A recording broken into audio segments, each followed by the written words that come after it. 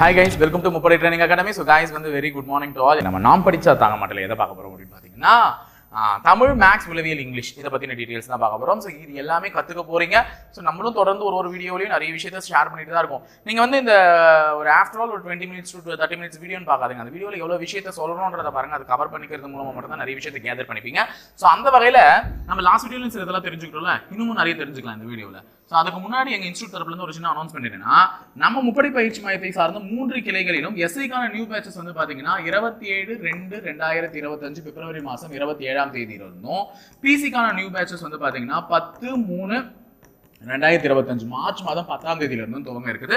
So admission போடணும் விருப்பம் உள்ள நபர்கள் தாராளமாக அந்த 3 பிரான்ச்சஸ்னுடைய கன்சர்ன் நம்பர்ஸ்க்கு நீங்கள் கால் பண்ணி அதுக்கான டீடைல்ஸ் கேட்டீங்கன்னா கண்டிப்பாக உங்களுக்கு டீடைல்ஸ் ப்ரொவைட் பண்ணுவாங்க. நீங்களும் தாராளமாக சேர்ந்து வரக்கூடிய இந்த 2025 இருக்கக்கூடிய காவலர் தேர்வை எளிதில் அணுகலாம். ஓகேவா? சரி, அதுக்கு முன்னாடி இப்போ நம்ம தமிழ் கற்றுக்கலாம். ஓகேவா? ஃபர்ஸ்ட் என்ன எழுதி போட்டுருக்கோம், தமிழ் எண்கள் அறிவோம். ஏன்னா லாஸ்ட் டைம் நமக்கு கொஸ்டின்மே இந்த தமிழ் எண்களை பேஸ் பண்ணி ஒரு கொஸ்டின்ஸ் கேட்டிருந்தாங்க. ஸோ தமிழ் எண்கள் அறிவோம். போன முறை நம்ம இந்த வீடியோல இது கத்துக்கிட்டோம்ல, அந்த உலக தமிழ் மாநாடுகள் எங்க நடைபெற்றது அப்படின்னு சொல்லிட்டு நம்ம சொல்லும் போது என்ன சொன்னோம், கோவிலுக்கு சென்ற பாட்டி யாரேனும் வழிமறித்தால் கோவிலில் மொட்டையடித்து தண்டிக்கப்படுவீங்கோ அப்படின்னு பார்த்தோம்ல. சோ இங்க நம்ம தமிழ் எண்களை அறிய போறோம். இதுக்கு ஒரு நிமானிக் தான் இப்ப எழுதி போட்டிருக்கேன். கடலை உருண்டையை நுணுக்கினா உடைச்சுன்னு அர்த்தம். நுணுக்கி அது நூ வரணும். ஆக்சுவலா இதுதான் அந்த ஒரிஜினல் வேர்டுன்றதுனால நான் ஞாபகம் போட்டிருக்கேன். சோ நுணுக்கி சமைத்து ருசித்து சாப்பிட என்னை அம்மா கூப்பிட்டார். ஓகேவா? இது ஈஸியா ஞாபகம் வச்சுக்கலாம்ல. கடலை உருண்டையை நுணுக்கி சமைத்து ருசித்து சாப்பிட என்னை அம்மா கூப்பிட்டார். ஓகேவா? அப்போ ஒரு கடலை உருண்டை எடுக்க போற, நுணுக்குனா நுணுக்கி போற, அதை சமைக்க போற, அப்ப வெள்ளை பாகெல்லாம் உருகும்ல, அது அப்புறமா அதை ருசிச்சு சாப்பிட்றதுக்கு என்னை யார் கூப்பிட்டாங்க? எங்க அம்மா கூப்பிட்டாங்க. ஓகேவா? அந்த வார்த்தைகள் இருக்கக்கூடிய முதல் லெட்டர் தான் அந்த எழுத்துக்கள், அந்த எண்களுக்கான தமிழ் எழுத்துக்கள் ஆகும். எல்லாத்துலயும் இருக்கக்கூடிய அந்த முதல் லெட்டர் தான் என்னது? அந்த எண்களுக்கான முதல் இருக்கு. அப்போ 1னா என்னன்னு சொல்ல போறாங்க? கா. 2னா என்னன்னு சொல்ல போறாங்க? உ. 3னா என்னன்னு சொல்ல போறாங்க? ஞா. 4னா சா. 5னா ரு. 6னா சா. 7னா ஏ. 8னா ஆ. 9 அப்படின்னா கு. ஓகேவா? சோ இதுதான் அந்த தமிழ் எண்கள், அந்த எண்களுக்கான தமிழ் எண்கள் இதுதான். சோ இந்த எண்களை வச்சு உனக்கு எந்த கொஸ்டின் வேணாலும் கேட்கலாம். ஃபார் எக்ஸாம்பிள் இப்போ ஏ பிளஸ் ஆ என்னன்னு கேட்டாங்கன்னு வச்சுக்கோங்க. ஏ பிளஸ் ஆ, ஏனா என்னது?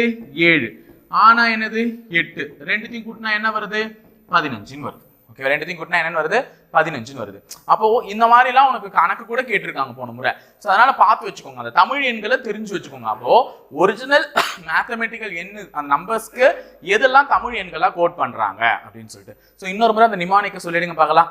கடலை உருண்டையை நுணுக்கி சமைத்து ருசித்து சாப்பிட என்னை அம்மா கூப்பிட்டார். சோ விரல் விட்டே காமிச்சிட்டேன். அப்ப கடலை கா 1, உருண்டையை உ 2, நுணுக்கி நா 3, சமைத்து சா 4, ருசித்து ரு 5, சாப்பிட சா 2 வித்தியாசம் இருக்கு. இது வெறும் சா குறில்ல வர்றது, இது நெடில்ல வர சா. ஓகேவா? அப்ப சாப்பிட, அப்ப சான்னு வர்றது சாப்பிடனா 6, சா சா. ஓகேவா? எண்ணெய் ஏ 7, சா அம்மா ஆ 8, கூப்பிட்டார் கு 9. ஓகேவா? சோ அப்ப இது தெரிஞ்சுச்சா? இனிமே இதை வச்சு ஒரு மேத்தமெட்டிக்கல் சம்ஸ் கொடுத்தாலும் போட்டுடலாம். அப்ப டக்கு டக்குன்னு சொல்லுங்க, கடலை உருண்டையை நுணுக்கி ரசித்து சமைத்து ருசித்து சாப்பிட என்னை அம்மா கூப்பிட்டார். சக்கன் முடிஞ்சுச்சா? சரி, அடுத்தது என்ன அப்படின்னு பாத்தீங்கன்னா தமிழ் இலக்கண வகைகள் அப்படின்னு சொல்லிட்டு சில வகைகளை பத்தி தெரிஞ்சுக்க போறோம். போன கிளாஸஸ்லயுமே நிறைய பார்த்திருக்கோம். சோ அந்த மாதிரி இன்னைக்கு தெரிஞ்சுக்க வேண்டியது தமிழ் இலக்கண வகைகள் என்ன. போன வாட்டி நம்ம பொருட்பெயர்கள் அதெல்லாம் பார்த்தோம்ல. பெயர் சொல்கள் எத்தனை வகைப்படும்? 6 வகைப்படும். பொருட்பெயர், பண்பு பெயர், இடப்பெயர், காலப்பெயர், சினைப்பெயர், தொழிற்பெயர் அப்படின்னு சொல்லிட்டு அந்த மாதிரி இன்னைக்கு தமிழ் இலக்கண வகைகள் மொத்தமா எத்தனை வகைப்படும் அப்படின்னு பாத்தீங்கன்னா 5 வகைப்படும். என்னென்ன அப்படின்னு பாத்தீங்கன்னா முதல் வகை எழுத்திலக்கணம். எழுத்திலக்கணம் இதுதான் ஃபர்ஸ்ட்.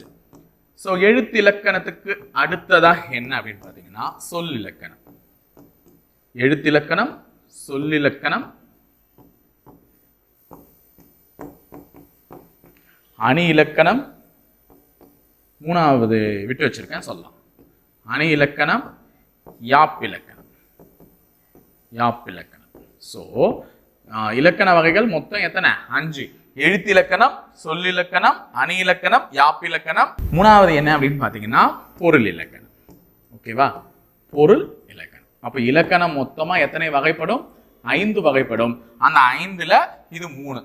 ஸோ எழுத்திலக்கணம், சொல்லிலக்கணம், பொருள் இலக்கணம், அணி இலக்கணம், யாப்பிலக்கணம். ஸோ இந்த 5மே தான் எத்தனை வகைப்படுது? இலக்கண வகைகள்ல 5 வகைப்படுது. அப்போ இதெல்லாம் என்னென்ன வகைன்றது தெரிஞ்சுக்கோங்க. ஏன்னா நாளை பின்ன இதுல கூட நமக்கு கொஸ்டின் கேட்கலாம். இலக்கணம் எத்தனை வகைப்படும்? இலக்கணம் 5 வகைப்படும். சரியா அப்படின்னு கேட்டா ஆமா, கூற்று சரிதான். ஓகேவா? அப்ப இலக்கணம் 5 வகைப்படும். என்னென்ன வகை? எழுத்திலக்கணம், சொல்லிலக்கணம், பொருள் இலக்கணம், அணி இலக்கணம், யாப்பிலக்கணம். உயிரெழுத்துக்கள் எத்தனை வகைப்படும் அப்படின்றது ஊருக்கே தெரிஞ்ச விஷயம். 12 வகைப்படும். மெய்யெழுத்துக்கள் எத்தனை வகைப்படும்? 18 வகைப்படும். ஆனா நம்ம இப்ப எக்ஸ்ட்ராவும் தெரிஞ்சுக்க போறோம்ல. இது நாட் ஒன்லி பேசிக் டீடைல்ஸ் மட்டும் தெரிஞ்சுக்க மாட்டோம், கொஞ்சம் உள்ள இறங்கி என்னன்னு தெரிஞ்சுக்க போறோம். உயிரெழுத்துக்கள் 12ன்னு சொல்லிட்டோம். அதுல குறில் எழுத்துக்கள்னு இருக்கு, நெடில் எழுத்துக்கள்னு இருக்கு. சோ குறில் எழுத்துக்கள் 5ம் நெடில் எழுத்துக்கள் 7ம் இருக்கு. அதாவது நீண்ட ஓசை உடையது நெடில், குறுகிய ஓசை உடையது அ, இ, உ, ஏ, ஐ. இதெல்லாம் குறுகிய ஓசைகள். ஆ, இ, உ, ஏ, ஓ, ஔ அப்படிலாம் வருது இல்ல. சோ அதெல்லாம் வந்து இதுல வந்து பாத்தீங்கன்னா நெடில் எழுத்துக்கள் வருது. அப்ப குறுகிய ஓசை உடையது குறில் எழுத்துக்களாகவும் நெடிய ஓசை உடையது நெடில் எழுத்துக்களாகவும் இருக்கு. அப்ப குறில் எழுத்துக்கள் 5, நெடில் எழுத்துக்கள் 7. ஓகேவா?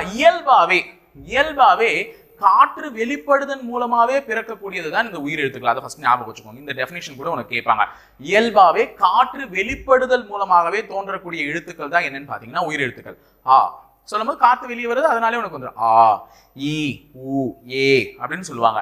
சோ அந்த இயல்பாவே காற்று வெளிவருவதன் மூலமாகவே பிறக்கக்கூடிய எழுத்துக்கள் தான் என்னன்னு பாத்தீங்கன்னா உயிரெழுத்துக்கள். இதே மெய்யெழுத்துக்கள் எத்தனை இருக்குன்னு பாத்தீங்கன்னா 18. அந்த 18 3 ஆறா பிரிக்கிறாங்க. என்னவா பிரிக்கிறாங்க? 3 ஆறா. அந்த 3 ஆரத்தினுடைய பெயர்கள் என்னன்னு பாத்தீங்கன்னா வல்லினம், மெல்லினம், இடையினம். வல்லினம், மெல்லினம், இடையினம் அப்படின்னு பிரிக்கிறாங்க. சோ வல்லினம் அப்படின்னா அவங்க எந்தெந்த லெட்டர்ஸ் சொல்றாங்கன்னா கசட, தப்பர, வல்லினம். ஓகேவா? இது இக்கு, இச்சு, இட்டு, இத்து, இப்பு, இர்ன்னு சொல்லிடலாம். ஓகேவா?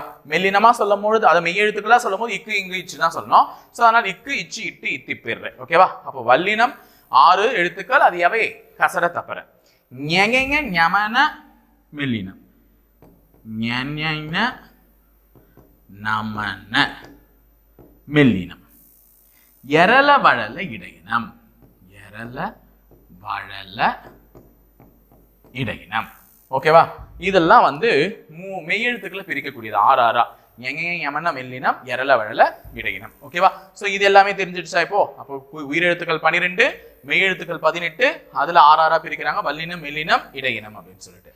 அடுத்தது முதல் எழுத்துக்கள்னு சொல்றாங்க. இது ரொம்ப முக்கியமானது. முதல் எழுத்துக்கள் தமிழ்ல எவ்வளவு இருக்குன்னா 30 எழுத்துக்கள் இருக்கு. என்ன சார் அது முதல் எழுத்துக்கள்னா? ஒரு எழுத்துக்கள் தோன்றுவதற்கு முதலான எழுத்துக்கள் தான் முதல் எழுத்துக்கள். அப்போ கா அப்படின்ற ஒரு வார்த்தை சாதாரணமா தோன்றல. இந்த கான்ற வார்த்தை தோன்றதுக்கு இக்கு பிளஸ் ஆ, இந்த 2 வார்த்தைகள், ஒரு மெய்யெழுத்து, ஒரு உயிரெழுத்து, இது ரெண்டும் சேர்றதுனாலதான் ஒரு உயிர்மை எழுத்தே தோன்றுது. அப்போ ஒரு உயிர்மை எழுத்து தோன்றுவதற்கு காரணமான உயிரெழுத்தும் மெய்யெழுத்தும் சேர்வதுதான் என்னது? முதல் எழுத்துக்கள் சொல்றாங்க. அப்ப முதல் எழுத்துக்கள் என்பது உயிரெழுத்துக்களும் மெய்யெழுத்துக்களும் சேர்ந்த ஒரு கலவை. அதாவது மெய்யெழுத்தாகிய 18ம் உயிரெழுத்தாகிய 12ம் சேர்ந்து வர்றதுதான் இந்த முதல் எழுத்துக்கள். அப்ப முதல் எழுத்துக்கள் எத்தனை? 30. அப்ப ஆயுத எழுத்து எத்தனைன்னா ஒன்னே ஒண்ணுதான். யார் அவரு? அக்கு. இந்த ஆயுத எழுத்த முப்புள்ளி, தனிநிலை, முப்பார் புள்ளி, இப்படி நிறைய பேர் வச்சு கூப்பிடலாமா. ஆயுத எழுத்து என்னென்னலாம் கூப்பிடலாம்? முப்புள்ளி, முப்பார் புள்ளி, தனிநிலை அப்படின்னு சொல்லிட்டு நிறைய பேர் வச்சு கூப்பிடலாமா. சரி, இந்த சார்பு எழுத்துக்களை பத்தி தெரிஞ்சுக்கோங்க. சார்பு எழுத்துக்கள் எத்தனை அப்படின்னு பாத்தீங்கன்னா 10. என்ன சார் 10 எழுத்துக்களுக்கான? ஆமா, யார் யாருன்னு தெரிஞ்சுப்பீங்க வாங்க. ஃபர்ஸ்ட் 2 பேரும் உனக்கு தெரிஞ்சவங்க தான். ஒன்னு உயிர்மை எழுத்து. இந்த உயிர்மை எழுத்து சார்பு எழுத்துக்கள்ல ஒரு வகை. ஆயுத எழுத்து. அப்ப உயிர்மையும் ஆயுதமும் சார்பு எழுத்துக்கள்ல ஒரு வகை தான். மூணாவது உயிரலபடை. அப்படியே ஒரு ரைமிங்காவே வரும். அடுத்து 4வது ஒற்றலபடை. 5வது குற்றிய லிகரம். குற்றிய லிகரம். ஆறாவது குற்றிய லுகரம். குற்றிய லுகரம். அப்ப குற்றிய லிகரம், குற்றிய லுகரம். அப்போ இந்த ஃபர்ஸ்ட் ஆறுமே ஈஸியா ஞாபகம் வச்சுக்கோங்க. உயிர்மை, ஆயுதம், உயிரிழப்படை, ஒற்றளபடை, குற்றிய லிகரம், குற்றிய லுகரம். அடுத்து 7, 8, 9, 10 சொல்லலாமா? ஐகார குறுக்கம். எல்லாமே இந்த குறுக்கம் முடியும். ஐகார குறுக்கம். அடுத்தது ஔகார குறுக்கம். ஐகார குறுக்கம், ஔகார குறுக்கம். மகர குறுக்கம். என்ன குறுக்கம்? மகர குறுக்கம். சோ எவ்வளவு வந்துச்சு? ஐகார குறுக்கம், ஔகார குறுக்கம், மகர குறுக்கம். லாஸ்ட் இங்க ஆயுதம் இருக்கா, அந்த ஆயுதத்தோட குறுக்கம். அவ்வளவுதாங்க. ஓகேவா? ஆயுத குறுக்கம். சரியா? அப்போ மொத்தமா சார்பு எழுத்துக்கள் 10 வகைப்படும். அந்த 10ல அப்படியே ஃபர்ஸ்ட் 6 சொல்லிட்டா ஈஸி. உயிர்மை, ஆயுதம், உயிரிழப்படை, ஒற்றளபடை, குற்றிய லிகரம், குற்றிய லுகரம். அடுத்தது குறுக்கங்கள்ல 4 குறுக்கம் இருக்கு. ஐகார குறுக்கம், ஔகார குறுக்கம், மகர குறுக்கம், ஆயுத குறுக்கம். முடிஞ்சுச்சா? சோ இது எல்லாமே வந்து எதுன்னு பாத்தீங்கன்னா சார்பு எழுத்துக்களுடைய வகைகள். அடுத்தது 10 பாட்டு. போன வாட்டியே 8 தொகை சொல்லி கொடுத்துருக்கேன். இது 10 பாட்டு. இப்ப 10 பாட்டுல மொத்தமா எத்தனை பாட்டு இருக்கு? 10 பாட்டு தான் இருக்கு. அதனாலதான் அது 10 பாட்டு. அப்ப 8 தொகையில 8 நூல்கள் இருந்தது. 10 பாட்டுல 10 நூல்கள் இருக்கு. அந்த 8 தொகை நூல்கள் வந்து நான் சரியா சொல்லி கொடுத்தேன். ஈஸியா ஞாபகம் இருந்துச்சா? என்னென்னு சொல்றேன். 100ல முடியறதே 3 இருக்கணும். ஐங்குறு 100, அகநானூறு, புறநானூறு. பால் ஆரம்பிக்கிறது 2, பதிற்று 10, பரிபாடல். தொகையில முடியறது 2, குறுந்தொகை, கலித்தொகை. அடுத்தது நற்றிணை. மொத்தமா 8 வந்துச்சுல. சோ அதே மாதிரிதான் 10 பாட்டை ஈஸியா ஞாபகம் வச்சுக்கோங்க. 10 பாட்டுல இந்த படையில முடியறது 4 இருக்கணும். என்னது? படையில முடியறது 4 இருக்கணும். என்னென்ன படைன்னு சொல்லுங்க பார்க்கலாம். திருமுருகாற்றுப்படை, பொருநாராற்றுப்படை, பெரும்பானாற்றுப்படை, சிறும்பானாற்றுப்படை. இது ரெண்டுமே ரைமிங்கா இருக்கா? பெருசு சிறுசு. பெரும்பானாற்றுப்படை, சிறுபானாற்றுப்படை. அப்ப பெரும்னாலே பொரு வந்துடணும். பொருநாராற்றுப்படை, அப்ப திருமுருகாற்றுப்படை. அப்ப படையிலே மொத்தம் 4 படை. என்னென்ன படை? திருமுருகாற்றுப்படை, பொருநாராற்றுப்படை, பெரும்பானாற்றுப்படை, சிறுபானாற்றுப்படை. அதுக்கு அடுத்தது பாட்டு. இவங்க வந்து இந்த குறிஞ்சி, முல்லை, பட்டின பாலை அப்படிலாம் வரும்ல. குறிஞ்சி, முல்லை எல்லாம் ஞாபகம் வச்சுட்டு இருக்கீங்களாமா? அது மாதிரி வரும் பாருங்க. இப்போ 5 நிலங்கள் ஞாபகம் வச்சுட்டு இருக்கீங்களா? அந்த 5 நிலங்கள்ல ஒன்னொன்னா சொல்லுங்க பார்க்கலாம். குறிஞ்சி பாட்டு, குறிஞ்சி வச்சு வந்துருச்சு. அடுத்தது குறிஞ்சிக்கு அடுத்தது முல்லை, முல்லை பாட்டு. குறிஞ்சி பாட்டு, முல்லை பாட்டு. அதுக்கு அடுத்தது மருதம் வரும். மருதத்தை வந்து மதுரை ஞாபகம் வச்சுக்கோங்க. மதுரை காஞ்சி. மருதத்தை வந்து மதுரை, மதுரை காஞ்சி. அப்புறம் நெய்தல வந்து நெடுநெல் வாடை. நெய்தல வந்து நெடுநெல் வாடை. பாலை, பட்டினப்பாலை. ஓகேவா? பாலை, பட்டினப்பாலை. சோ அந்த 5 நிலங்களை வச்சு ஒரு 5 இடத்தை ஞாபகம் வச்சுக்கிறேன். அப்ப குறிஞ்சிக்கு குறிஞ்சி பாட்டு, முல்லைக்கு முல்லைப்பாட்டு. மருதம்னு வராது, அதுக்கு பதிலா மதுரை அப்படின்னு சொல்லலாம். மதுரை காஞ்சி. நெய்தல்னு வராது, நெடுநெல் வாடை. பட்டின பாலை. லாஸ்டா மலைப்படுகடாம். ஏன்னா குறிஞ்சி என்பது மலை சார்ந்த இடங்கள். சோ மலைப்படுகடாம்ல முடிஞ்சிடும். ஓகேவா? இப்ப 10 பாட்டை ஈஸியா ஞாபகம் வச்சுக்கலாம். அப்ப 10 பாட்டுல 4 படை வரணும். என்னென்ன படை? திருமுருகாற்றுப்படை, பொருநாராற்றுப்படை, பெரும்பானாற்றுப்படை, சிறுபானாற்றுப்படை. அதுக்கப்புறமா 5. இந்த 4 முடிஞ்ச உடனே 5 நிலங்களை வச்சு ஞாபகம் வச்சுக்கோங்க. குறிஞ்சிக்கு குறிஞ்சி பாட்டு, முல்லைக்கு முல்லை பாட்டு. மருதம் வராது, சோ அதுக்கு பதிலாக மதுரை காஞ்சி. நெய்தல் வராது, அதுக்கு பதிலாக நெடுநெல் வாடை, நேல ஆரம்பிக்கிறது. சோ பாலை வராது, பட்டினப்பாலை. பாலை வந்து பட்டினப்பாலைன்னு வந்துடும். ஓகேவா? சோ குறிஞ்சில ஆரம்பிக்கிறதுனால குறிஞ்சிலேயே முடிங்க. என்னன்னு முடிக்கலாம்? மலைப்படுகடாம். ஓகேவா?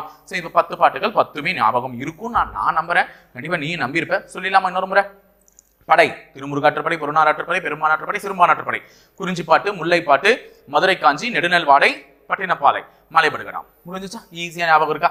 சரி, இப்போ அடுத்தது நம்மளுடைய ரீசனிங் செக்ஷனுக்கு வந்திருக்கும். ரீசனிங்ல என்ன சார் கேட்டிருக்கீங்கன்னா, ஃபர்ஸ்ட் சரியான இணையை காண்க இதை கேட்டிருக்காங்க. சரியான இணையை காண்கல ஃபர்ஸ்ட் இதை இதோட தொடர்பு ஏற்படுத்தினா இதை எதனோட தொடர்பு படுத்துவாங்கன்ற மாதிரியான கேள்விதான். ஃபர்ஸ்ட் 3வது கொஸ்டின் முடிச்சு விட்டுடலாம். ஏவ 26 எண்களோட தொடர்பு படுத்தினா எல்லை எதனோட தொடர்பு படுத்துவாங்கன்னு கேட்கிறாங்க. பின்னாடி இருந்து ஏபிசிடி எண்ணிட்டு வரும்பொழுது ஏ தான் எத்தனாவது லெட்டர்னு பாத்தீங்கன்னா 26வது லெட்டர். அப்போ ஃபர்ஸ்ட்ல இருந்து எண்ணும் போது ஏ ஃபர்ஸ்ட் லெட்டர், ஜட்டு 26வது லெட்டர். அது பின்னாடி இருந்து எண்ணும் போது ஜட்டு ஃபர்ஸ்ட் லெட்டர், ஏ எத்தனாவது லெட்டர் 26வது லெட்டர். அப்போ பின்னாடி இருந்து எண்ணும் போது எல்லோட பொசிஷன் என்னன்னு கேட்கிறாங்க. பின்னாடி இருந்து எண்ணும் போது எல்லினுடைய பொசிஷன் வந்து 15. தயவு செஞ்சு 12ன்னு போடாதீங்க. எல்லு முன்னாடி இருந்து எண்ணும் போது தான் 12, பின்னாடி இருந்து எண்ணும் போது 15. ஏன்னா பின்னாடி இருந்து தான் எண்ணி இங்க போட்டிருக்காங்க. அப்ப எல்லையும் நீ பின்னாடி இருந்து தான் எண்ணி போடணும். அப்ப பின்னாடி இருந்து எண்ணும் போது எல்லு எத்தனாவது 15. ஓகே. அடுத்தது 4வது கொஸ்டின் முடிச்சு விட்டுடலாம். சட்டத்தை ஒழுங்கோட தொடர்புபடுத்துறாங்க. அப்ப குற்றத்தை எதோட தொடர்புபடுத்துவாங்கன்னா, சட்டம் என்பது எதற்காக ஏற்றப்பட்டது? நல்லா யோசிச்சு சொல்லுங்க. சட்டத்தை சும்மா ஏற்றிடலாமா? சட்டம் என்பது ஒரு வரைமுறைக்குட்பட்டது. சும்மா சட்டம் ஏற்கல. சட்டத்தை ஏற்றினால் அந்த சட்டத்தை கடைபிடிச்சீங்கன்னா என்ன ஆகும்? ஒழுங்கு நடவடிக்கைகள்ல ஈடுபடுவீங்க. ஒழுங்கீன நடவடிக்கை இல்லமா, ஒழுங்கு நடவடிக்கைகள். அப்ப சட்டம் என்பது நாட்டினுடைய இது ஒழுங்கா இருக்கணும். சட்ட ஒழுங்கு, அதனாலதான் சொல்றோம். அப்ப சட்டத்தினாலதான் எது வரும்? ஒழுங்கு வரும். அப்ப குற்றத்துக்கு என்னன்னு பாத்தீங்கன்னா, குற்றத்துக்கு தண்டனை. ஓகேவா? குற்றம் செஞ்சீங்கன்னா கண்டிப்பா என்ன கொடுப்போம்? தண்டனை கொடுப்போம். அப்ப தண்டனை இருந்துச்சுன்னா பயப்படுவீங்க. பனிஷ்மெண்ட் இல்லைன்னா எவனுக்குமே பயம் இல்லை. இப்ப 4 பேர் குத்தி கொலை பண்றானா அவனுக்கு தண்டனை கொடுக்கணும். சும்மா விட்டுற முடியுமா? அவனை விட்டு வச்சீங்கன்னா அவன் என்ன பண்ணுவான்? 4ன்றது 40 ஆக்குவான், 40ன்றதை 400 ஆக்குவான்.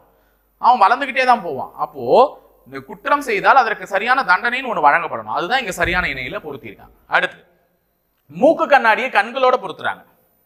மூக்கு கண்ணாடியை கண்களோட பொருத்தி தான் ஆகும். எது? கண்ணில் எதனா ப்ராப்ளம் இருந்துச்சுன்னா கண்டிப்பா மூக்கு கண்ணாடி வேணும். அப்போ ஊன்றுகோல் எந்த ப்ராப்ளத்தை குணப்படுத்தும் அப்படின்னு சொல்லிட்டு கேட்கிறாங்க. உடனே ஆன்சர் கை, கால், விறகு, விபத்து. கன்ஃபியூஸ் பண்ற மாதிரி வச்சிடுவாங்க அப்படின்னு நினைச்சாங்க. விறகு வராது, ஆப்வியஸ்லி இதை எலிமினேட் பண்ணிடுவீங்க, யோசிக்க மாட்டீங்க. பட் விபத்து ஏற்பட்டாதானே சார் ஊன்றுகோல் கொடுப்பாங்கன்னு யோசிச்சுட போறீங்க. விபத்து என்பது ஊன்றுகோலை தேவைப்படுவதற்கான காரணம். ஊன்றுகோல் தான் வச்சுக்கணும்னு அவசியம் இல்லை, வேற எதனா கூட தான் ஃபால்ட் ஆகலாம். அப்ப விபத்து வருவதற்கான வாய்ப்புகள் இல்லை. கையில தானே சார் ஊன்றுகோலை பிடிச்சிக்கிறேன். ஊன்றுகோல் எதுல பிடிச்சி நடக்கிறேன்? கையில பிடிச்சிதானே நடக்கிறேன். அப்ப கைதானே அப்படின்னா கண்டிப்பா கிடையாது. உனக்கு மூக்கு கண்ணாடியை எதுக்கு கண்களோட பொருத்திருக்காங்கன்னா, கண்ணில் ஏற்பட்ட ஒரு ப்ராப்ளத்தை இதை வச்சுதான் என்ன பண்ணுவேன்? கியூர் பண்ணுவேன். அப்ப கண்ணு செய்ய முடியாத ஒரு வேலையை அந்த மூக்கு கண்ணாடி உனக்கு செஞ்சு தருது. அப்போ எது செய்ய முடியாத வேலையை இந்த ஊன்றுகோல் உனக்கு செய்யுதுன்னா, கால் செய்ய முடியாத வேலை. ஏன்னா உன்னால நடக்க முடியல, அதனாலதான் ஊன்றுகோல் வச்சு ஊன்றி போற. அப்போ ஊன்றுகோல் அது எதற்கானது? காலுக்கானது, லெக். ஓகேவா? சரி, அடுத்து இந்தியா, ரூபாய், ஜப்பான். இந்தியாவை ரூபாயோட தொடர்பு படுத்திருக்காங்க. அப்ப ஜப்பானை எதனோட தொடர்பு படுத்துவாங்க? இப்போ இந்தியாவை எதுக்கு ரூபாயோட தொடர்பு படுத்தினாங்கன்னா, இந்தியாவில் உள்ள பணத்தினுடைய பெயர் ரூபா. நாட்டுல எல்லா நாட்டிலையும் பணம் இருக்கு, ஆனா பணத்தினுடைய பெயர் ஒரே மாதிரியா இருக்கானா? கண்டிப்பா இல்ல. இந்த நாட்டுல ரூபான்னு கூப்பிடுறது, அந்த நாட்டுல வேற டாலர்னு கூப்பிடுறாங்க. இன்னொரு நாட்டுல போனா என்னன்னு கூப்பிடுறாங்க. இன்னொரு நாட்டுல போனா ரென்மின்பின்னுவாங்க, ஹீரோன்னுவாங்க, ரியால்னுவாங்க, தினார்னுவாங்க, டாக்கான்னுவாங்க. ஒவ்வொரு நாட்டுல ஒவ்வொரு பேர் பணத்துக்கு. ஆனா நம்மளுக்கு பொதுவா பணம், மணி, அவ்வளவுதான், முடிச்சு போட்டோம். ஆனா ஒவ்வொரு நாட்டிலும் பணத்தினுடைய பணம் ஒன்றாக இருந்தாலும் பணத்தினுடைய பெயர் வேற வேறையா இருக்கு. அப்படி கூப்பிடக்கூடிய இந்தியாவில் ரூபாய்னு அழைக்கக்கூடிய அந்த ஒரு பணத்தினுடைய பெயர் ஜப்பான்ல எவ்வாறு அழைக்கப்படுகிறது என்றால் என். ஜப்பான்ல என். ரியால், இது ஈரான்ல சொல்லுவாங்க. ஈரான் நாட்டில் ரியால் என்று அழைக்கப்படக்கூடிய. தினார், அரபு நாடுகள்ல பெரும்பாலும் ஒரு சில நாடுகள்ல தினார்னு சொல்லுவாங்க. டாக்கா, பங்களாதேசம். பங்களாதேஷ்ல பங்களாதேஷோட கேபிட்டலும் தாக்கா, கரன்சி நேமும் டாக்கா. ஸோ தாக்கா டாக்கா அது வரும். ஓகேவா? ஸோ அதை ஞாபகம் வச்சுக்கோங்க. அடுத்தது 7 என்பதை 46உடன் தொடர்புபடுத்தினால், 11 என்பதை 118உடன் தொடர்புபடுத்தினால் எந்த எண்ணை 78உடன் தொடர்புபடுத்துவீர்கள் அப்படின்றதுதான் கேள்வியே. அப்ப 7 ஏன் 46ஓட தொடர்புபடுத்துறாங்கன்னா, நீ முதல்ல 7 அந்த 40க்கு கிட்ட எப்படி கொண்டு போலான்றதை யோசி. அந்த 46க்கு கிட்ட எப்படி ஒரு 7ன்ற எண்ணை கொண்டு போலாம்? 7ஐயும் 6ஐயும் பெருக்குனா 42. 42 தான் வருது, ஆனா 46 இருக்கு. அப்ப அதுக்கு கிட்ட கொண்டு போனோம்னா 7 என்ற எண்ணை எப்படி பண்ணி கொண்டு போலாம்னா, 7 ஸ்கொயர் என்னமா? 49. 7 ஸ்கொயர் என்ன? 49. சரி, 3 கழிச்சிருக்கான். 7 ஸ்கொயர் பண்ணி 3 கழிச்சிருக்கான். சரி, 11 ஸ்கொயர் பண்ணா 121 மைனஸ் 3 118 வந்துருச்சு. அப்ப லாஜிக் ரிவீல் ஆயிடுச்சா? பிரேக் ஆயிடுச்சா? அப்ப இங்க இருக்கக்கூடிய நம்பரை ஸ்கொயர் பண்ணி 3 கழிச்சா அந்த நம்பர் உருவாகுது. அப்ப எந்த நம்பரை ஸ்கொயர் பண்ணி 3 கழிச்சா 78 உருவாகுதுன்னு சொல்லிட்டு உட்காந்து எல்லாத்தையும் செக் பண்ணிட்டு இருக்க கூடாது. ஆப்ஷன்ல 78 திட்டத்தட்ட யாருக்கு கிட்ட இருக்கக்கூடிய ஒரு ஸ்கொயர் அப்படின்னு பாத்தீங்கன்னா 9க்கு கிட்ட இருக்கக்கூடிய ஸ்கொயர். ஏன்னா 9 ஸ்கொயர் 81 மைனஸ் 3 பண்ணீங்கன்னா 78. ஏன்னா 10 ஸ்கொயர் 100 போயிடுவான், 12 ஸ்கொயர் 144 போயிடுவான், 8 ஸ்கொயர் 64. அப்ப உனக்கு 78 வரணும்னா அதுக்கு கிட்ட இருக்கக்கூடிய ஒரு ஸ்கொயரா பிடிக்கணும். அது 9 ஸ்கொயர் மட்டும்தான் முடியும். புரிஞ்சுச்சா? சரி, சரியான இணைகள்ல இது பார்த்துட்டோமா? சரி, அடுத்தது இவங்களை பாருங்க. ACDFGI லெட்டர் சீரியஸ் கொடுத்துருக்கேன். என்ன சார் லெட்டர் சீரியஸ்னா, ஒரு லெட்டர் விடுபட்டு இருக்கு, அதை கண்டுபிடிங்க. ABCD வச்சு தானே ஈஸியா கண்டுபிடிக்கலாமே. ஃபர்ஸ்ட் சீரியஸ் பாத்தீங்கன்னா AC, நடுவுல என்ன லெட்டரை விட்டுருக்காங்க? B. அடுத்தது D தொடர்ந்து எழுதிட்டான், நடுவுல Eன்ற ஒரு லெட்டரை விட்டு எழுதிருக்கான், F. அடுத்து G தொடர்ந்து எழுதிட்டாங்க, நடுவுல Hன்ற ஒரு லெட்டரை விட்டுருக்காங்க, I. அடுத்தது Jன்ற ஒரு லெட்டர் வரும், Kவை விட்டுட்டு L எழுதுவாங்க. ஓகேவா? அடுத்தது m n விட்டுட்டு o எழுதுவோம். அப்ப இங்க k கரெக்டா இருக்கும். விட்டுட்டு இருப்பாங்க. அப்ப jl. அப்ப விடுபட்ட இடத்துல வர வேண்டிய ஜோடி என்னது? jl. சரியா போச்சு. கண்டுபிடிச்சிட்டோமா? அடுத்து இங்க வாங்க. m n o p q r s t u எல்லாமே லைனா எழுதி இருக்காங்க. m n o p q r s t u v w x. அப்ப விடுபட்ட இடத்துல வர வேண்டியவர் யாரு? v w x. முடிஞ்சிச்சு. அவ்வளவுதான். அப்படியே லைனா இருக்கு. எங்கேயுமே எதுவுமே ஆவல. லைனா இருக்கு. அப்ப அடுத்து இங்க வாங்க. ஒரு லெட்டரா இருக்கு. ஒரு லெட்டரா இருந்துச்சுன்னா மேக்ஸிமம் ஏபிசிடி பார்க்கறத விட நம்பர் எழுதிடு. இது 1வது லெட்டர், இது 5வது லெட்டர், இது 9வது லெட்டர், இது 13வது லெட்டர். அப்ப இது +4 பண்ணிருக்காங்க, இதுக்கும் +4 பண்ணிருக்காங்க, இதுக்கும் +4 பண்ணிருக்காங்க. அப்ப அடுத்து 4 பிளஸ் பண்ணா 17 வரணும். 17வது லெட்டர் யாரு அப்படின்னு கேட்டீங்கன்னா 17வது லெட்டர் வந்து mn, 17 வந்து q. 17 வந்து என்னது? q. n o p q. ஓகேவா? 17வது லெட்டர் q. சரியா போச்சு. அடுத்து இங்க வாங்க. இங்கிலீஷ்ல வந்து நான் கொடுத்திருக்க கூடியது என்னன்னு பாத்தீங்கன்னா prepositional phrases. என்ன டாபிக் இது? prepositional phrases. போன முறை கேட்டிருக்காங்க இந்த क्वेश्चन. ஓகேவா? prepositional phrases. adjectival phrases னு சொல்லலாம், adverbial phrases னு சொல்லலாம், prepositional phrases னு சொல்லலாம். இது one of the important topic இந்த prepositional phrases. என்னன்னா இந்த வார்த்தைகளுக்கான அர்த்தம் தெரிஞ்சிச்சுன்னா அதை எந்த சென்டென்ஸ்ல பொருத்தலாம்ன்றதை யோசிச்சிடலாம். ஆனா சென்டென்ஸுடைய அர்த்தமும் உங்களுக்கு தெரியணும் படிக்கும் பொழுது. ஃபர்ஸ்ட் நானே ரொம்பலாம் எடுக்கல. இன்னைக்கு இந்த ஒரு 6 வார்த்தை எடுக்கிறேன். இந்த 6 வார்த்தை மட்டும் கவனிங்க. ஃபர்ஸ்ட் இந்த 6 வார்த்தையில என்ன சொல்லியிருக்காங்க? instead of. instead of அப்படின்னா என்ன அர்த்தம் தெரிஞ்சுக்கோங்க. இது ஒரு prepositional phrase. இதுல ஆஃப்ன்றது ஒரு prepositional. இந்த preposition வச்சு உருவாக்கக்கூடிய ஒரு phrase. ஒரு phrase-னா ஒரு தொடர். அப்ப ஆஃப்ன்றதை வச்சு ஒரு தொடர் உருவாக்கியிருக்காங்க. இங்க இன்னு ஆஃப் அதை வச்சு ஒரு தொடர் உருவாக்கியிருக்காங்க. அங்க வித் வச்சு ஒரு தொடர், இங்க ஆஃப் வச்சு ஒரு தொடர், இங்க டு வச்சு ஒரு தொடர். இந்த மாதிரி ஒரு சில ப்ரிபோசிஷன்ஸ் வச்சு ஒரு தொடரை உருவாக்கி இருந்தா அதுக்கு பேர் ப்ரிபோசிஷனல் ஃப்ரேசஸ். அது வந்து அதனுடைய அர்த்தம் தெரிஞ்சா அது எந்த சென்டென்ஸ்ல போய் பொருத்தலாம்ன்றது தெரியும். ஃபர்ஸ்ட் இன்ஸ்டெட் ஆஃப்னா இதற்கு பதிலாக. என்னது? இதற்கு பதிலாக அப்படின்றது தான் இந்த இன்ஸ்டெட் ஆஃப்னுடைய தமிழ் அர்த்தம். அப்ப தமிழ் அர்த்தம் தெரிஞ்சுக்கணும். அது தெரிஞ்சாதான் இந்த क्वेश्चन போட முடியும். I will prefer coffee instead of tea. நான் வந்து டீக்கு பதிலாக காஃபியை ப்ரெஃபர் பண்றேன். இது ஒரு சென்டென்ஸ்ல சொல்றதா இருந்தா இப்படி தான் சொல்லலாம். I will prefer coffee instead of tea. டீக்கு பதிலாக காஃபியை ப்ரெஃபர் பண்றேன். அப்ப இதற்கு பதிலாக அந்த இடத்துல அதை யூஸ் பண்ணலாம். அப்போ ஒரு சென்டென்ஸ்ல ஏன் அந்த இடத்தை யூஸ் பண்றோம்னு தெரியுதா? அப்போ அந்த வார்த்தை தெரிஞ்சிடணும். அந்த வார்த்தை தமிழ் தெரிஞ்சிச்சுன்னா டக்குன்னு போட்டுடலாம். எனக்கு டீக்கு பதிலாக இன்றிலிருந்து எதை கொடுங்கள்? காஃபி கொடுங்கள். ஏன்னா நான் காஃபிக்கு மாறிட்டேன். I will prefer coffee instead of tea. அடுத்தது அக்கார்டிங் டு, அதன்படி. இதனுடைய அர்த்தம் என்ன? அதன்படி, அதற்கேற்றபடி, அதற்கேற்றபடி. இந்த மாதிரி நிறைய சொல்லலாம். According to his point of view. According to his point of view. According to law. என்ன சொல்றீங்க? சட்டத்தின்படி, லா படி. டிஎன்யூ சார்பில் இவ்வளவு முறைகேடுகள் நடந்திருக்கு. According to the law, according to the procedure. According to the procedure அப்படின்னா இதன்படி தான் நாங்க செஞ்சிருக்கோம். போர்டு சொல்லுது. நாங்க இதப்படி தான் செஞ்சிருக்கோம். ரிசர்வேஷன் ஃபாலோ பண்ணிருக்கோங்க. According to the procedure, we will follow the law. we will follow the reservation. நாங்க ரிசர்வேஷன் எப்படி ஃபாலோ பண்ணோம்? According to the law. Based on law. அப்ப அதன்படி, அதற்படி அப்படின்னு சொன்னா அங்க according to போடணும். எதன்படி, எதற்கேற்றால் படின்னு எதனா ஒரு சென்டென்ஸ் உருவாச்சுன்னா அந்த இடத்துல நீ என்ன போடணும்? according to. அடுத்தது in spite of. இருந்தும் கூட. in spite ofனா என்ன அர்த்தம்? இருந்தும் கூட. in spite of. இருந்தும் கூட. என்ன இருந்தும் கூட அப்படின்னு சொல்லிட்டு ஒரு क्वेश्चन வருது இல்ல? கொஞ்சம் கத்துக்கிறதுக்கு ஒரு மாதிரி தான் இருக்கும். ஆனால் படிச்சிடணும். அதோட தமிழ் அர்த்தம் தெரிஞ்சுக்கோங்க. அக்கார்டிங் டுனா அதன்படின்னு சொன்னேன். இன்ஸ்டீட் ஆஃப்னா இதற்கு பதிலாகன்னு சொன்னேன். இது இன்ஸ்பைட் ஆஃப், இருந்தும் கூட. என்ன இருந்தும் கூட அப்படின்னா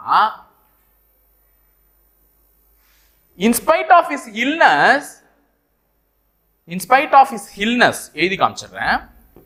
in spite of his illness he attends the exam அப்படின்னு சொல்றாங்க. in spite of his illness he attends the exam. அதாவது இல்னஸ்னா உடம்பு சரியில்லை, ஜுரம். அவனுக்கு ஜுரம் இருந்தும் கூட அவன் என்ன பண்ணிருக்கான், எக்ஸாம் அட்டெண்ட் பண்ணிருக்கான். in spite of his illness he attends the exam.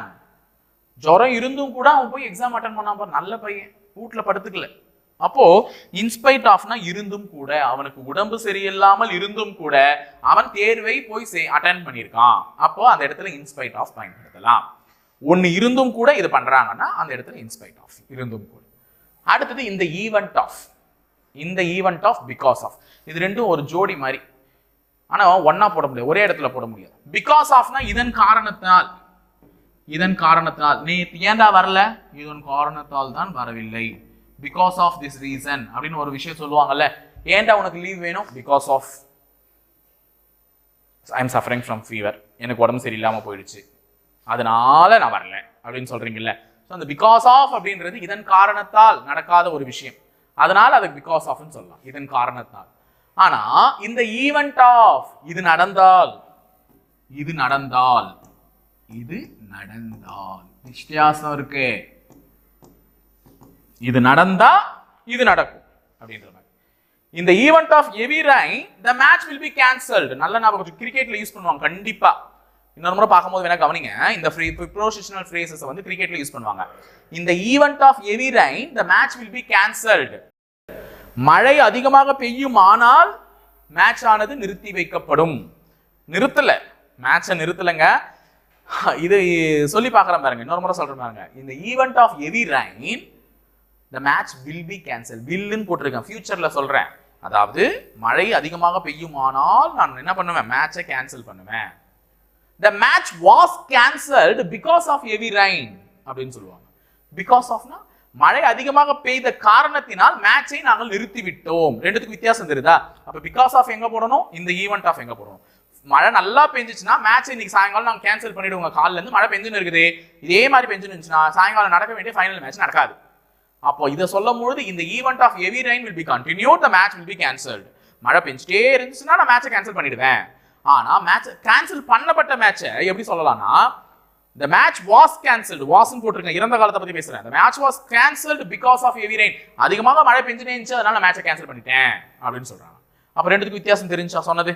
அப்ப இது நடந்தால் அது நடக்கும் அப்படின்றது சொல்றதா இருந்தா இந்த ஈவெண்ட் ஆஃப், நடந்த ஒரு விஷயத்தை சொல்றதா இருந்தா பிகாஸ் ஆஃப்.